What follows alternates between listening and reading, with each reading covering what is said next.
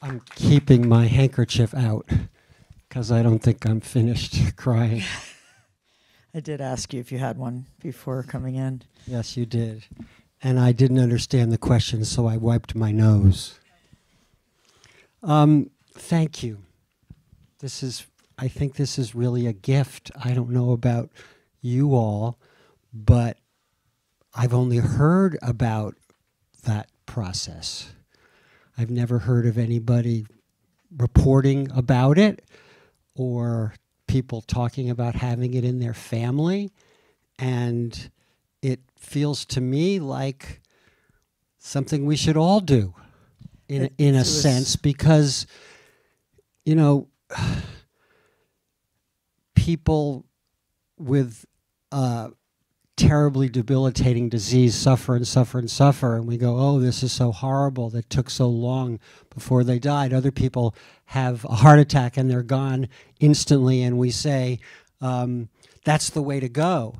But we never say, let's take the time to talk about it, to talk about all those things. And you all had weeks with your dad. I mean, I think the gift, we've been told the film is a gift, and it's a beautiful word. It was a gift to us to find and discover this law. We didn't know there was such a law when Dad asked to die. He was pleading with us, and he was the most tenacious person any of us ever knew, and so positive that we actually had no idea he was even carrying the shame you just witnessed him unburden himself of in the Vidui. We knew that he was troubled that he couldn't provide for us financially. We had no idea it was that deep and that he was holding it and that he was gripping that hard to it. And so he suddenly was pleading to die, and it was really because he was going to go to a facility, and he couldn't walk again, and he qualified because he was terminally ill, but he had the kind of terminal illness that could have gone on for a while. But he said to me, would you rather get the call in the middle of the night, or would you rather know when? And it did feel like we were walking a plank. I have to say it was terrifying, but it was also allowed us so much of an opportunity to surround him with love, to have closure ourselves, to get him to realize that he'd given us everything. That was, unthinkable to me, that he would leave the earth feeling like a failure. And so when he says Biden won and so did I, it was just a great moment for all of us children to feel like, oh my gosh, he understands. He understands that he did great. And that without those weeks, we wouldn't have had that opportunity. We were able to really produce the end of his life. We even had a celebration of life the day before he died. And the grandchildren being around his bed was another just beautiful. Wonderful. Yeah. Wonderful. So many people, our society, we're so scared of death. And we never talk about it. We never talk about it. And we also try to shield our children from it, Exactly. And the way that young people have responded to this is really something. Because they're It's losing their really, grandparents and they don't know how to deal with it, and this gives them a way, and it should hopefully, inspire people to invite the children into the room, not afterwards, but before the loved one, right. dies. And hopefully today, start talking about it today. You can. You're all very much alive. Yeah. There's a lot to talk about. My mom, who watches the film nightly, literally nightly, if not multiple times a day, for the first year after he died. And she was just waiting to follow him. She said she was in a lot of denial in that period, and she really couldn't. And I don't know how you can really grasp losing your partner of 54 years and someone who is as unconditionally loving and kind as my father. But she had a really hard time, and the film really buoyed her through the grieving process. And she has said to audiences, she does Q&As quite a lot, and she has said, film your loved ones now. I really recommend it. She tells everybody that. So as a filmmaker, I could see how you decided that you wanted to document it, to be there with him in somehow. But once you started, was there ever a tension between the director and the daughter about the filming itself? That's a great question. So for those of you who weren't here for the intro, are there anybody who didn't hear me say what I said in the beginning? Okay, good. So I won't repeat myself. So I didn't think it was right to set up cameras, but once I did, Dad invited me to do it. And Mom seemed to be comforted that there would be something left of Dad when he was gone. And what was incredible was that after 30 years of making films, I was just like, I know how to film life unfolding. I mean, one of my Dig was 2,500 hours of footage over 7 years. We Live in Public was 10,000 hours. I'm sorry, 5,000 hours over 10 years. But a lot of these films were just a lot of observational filmmaking. And so I thought, I can do this unobtrusively, even for myself. This cannot be the main event. Like, I want to make sure that we have Dad's personality and his voice preserved, but I don't want to think about filmmaking. So I set the cameras up, and when people would visit, I would go operate the cameras. And it was great because the main camera that had the lav mic on Dad and on whoever was visiting Dad was in the other room and was shooting through an open door. So the people who were having this private moment with Dad couldn't see the camera, and I wasn't invading their space. And yet, as Dad got closer and closer to death, my siblings, I'd find them behind the camera listening to their own children and filming their own children with Dad. So that's why the camera moved sometimes? Well, the camera moved because I would operate and I would move the cameras. But there were times where one main camera was the one that was constantly, like the one that was filming me and Dad on March, when I realized it's March 1st and I realized he's going to be gone in 2 days and I have a breakdown. That camera from that angle was always in the other room, and you could hear the sound. And you never had production assistant, sound person? I mean, I had a young story producer named Jenny Hochberg who, pulled footage in the post process, and I'd find her crying in front of the Avid, bless her. And there was about 500 hours of footage, and I made the film incredibly fast. It was like this, yes. It came flying out of me.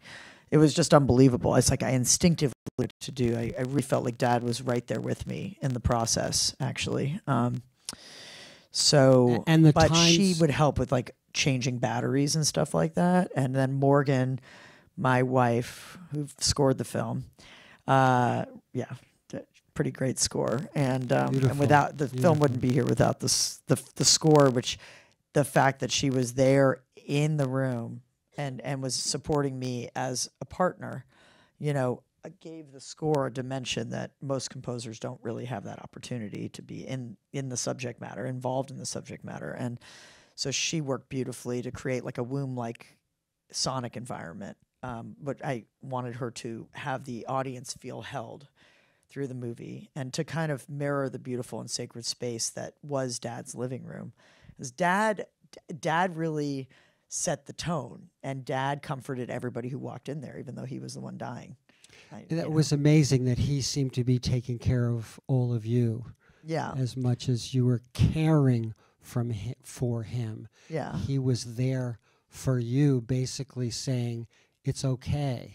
I think he even had me film because he knew that it would help me. I mean, it gave me a mission. It gave me something to feel like I can contribute this to the family. That's what it was intended to do. And it was like a safety blanket for me. So it was really like filmmaking was there for me like an old friend or something. It was like as soon as I set the cameras up, I was able to be fully present as his daughter. So there was not, to answer your question, this battle between filmmaker and daughter. In fact, the fact that I was a filmmaker allowed me to because I couldn't remember Dad. Oh, this is what I want to say. I couldn't remember Dad from before the stroke.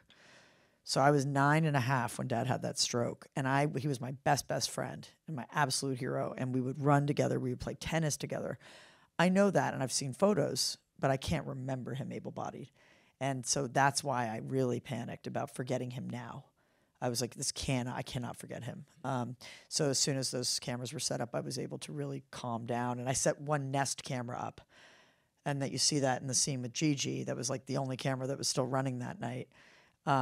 And I did that because I knew that we were all in shock, and I knew that I didn't want to do the typical filmmaking process of having to label cards or anything. So I was just like, I'll keep a surveillance camera going, and that way I'll know what time of day and what happened first, second, and third. Yeah. Great. Yeah. As filmmakers, we're always concerned with angles. Here's a wide shot. Now I need a medium shot. Now I need a close-up. Now I need to move the camera over there. Because if I was to film all of us here with one camera in a wide shot that took you all in and had everybody say something, for instance, we'd all fall asleep in 5 minutes because film has to be dynamic. We have to work at it. But we never got that sense that there were just two cameras there that were just doing what those two cameras did. It felt like you were moving around. It felt like you went in for close-ups. It felt like there were other things. And so the way you set it up worked beautifully. Well, thank you, but I feel like Errol Morrison admitting that I had more like 4 cameras, you know. I like cameras, and it was really interesting because I was able to, the only day that I recruited help was from a DP friend of mine who filmed my film about the opioid epidemic, Coming Clean. And I really thought he had a very sensitive nature with a lot of people going through a lot of hard things in that film. And so I asked him, his name's Turner Jumonville, and I said, would you come and meet would you consider filming the death of my father? And so he came and met Mom and Dad a few days before Dad died. And so I should say that I did not operate camera that morning, as you could tell. Yeah. But yeah, it was more about the idea as I really went from daughter to filmmaker. It was in the editing process, and I saw everyone coming in with the biggest questions about life and death, and I saw Dad making jokes, petting their hands, telling them how much he helped. You know, they helped him, caring for them, and they left changed. Like, they were terrified of facing mortality, and they left there comforted. And I thought, this is really phenomenal. And then my brother going through this process of coming back in touch with his emotions, and my sister balancing daughter and rabbi, and my dad himself peeling back the layers in the editing. What I tried to do was really get you to understand, like, sort of at first him to be this disembodied voice, you know, helpless and isolated, as so many of our loved ones were during COVID in a hospital, you know. And then he's this elderly, helpless man in a wheelchair. And it's just not until he tells us what he wants to do to Donald Trump that you really get a sense of, like, okay, this guy's going to be quite the leading man to follow now, you know. And it just, I was also trying to have you fall in love with Dad. Like, he's my favorite person. So I want, now the magic and power of film is that he lives in your heart, you know. And absolutely. And as the days count down, you're more and more invested because you're in the family, you're in the room. I feel lucky to have known him.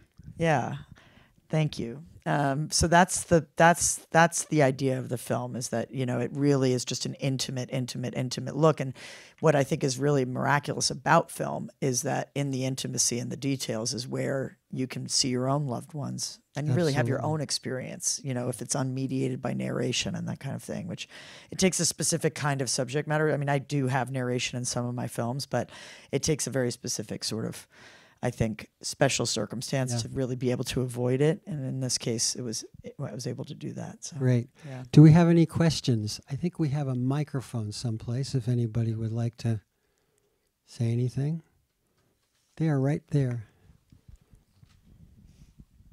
Oh, Ondi, it was such a beautiful, beautiful film. And I found myself examining my own life and what I hope to leave with my own children and other people. And I never thought about the process before. So you gave the audience and all of us such a beautiful sort of way to follow our own lives.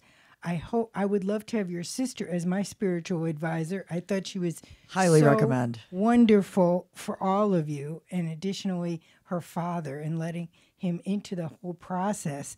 Now, what are you hoping that this film will do for other people as it's shown around the country?